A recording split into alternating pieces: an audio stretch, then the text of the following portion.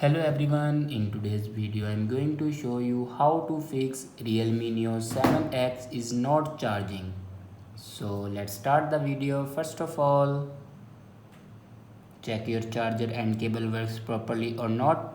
If it doesn't work properly, then update a new one charger or cable.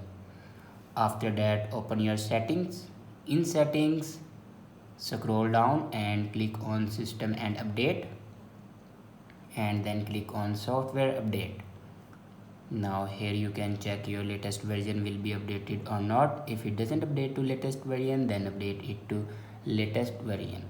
After update a latest version, then go back to your home screen and restart your device.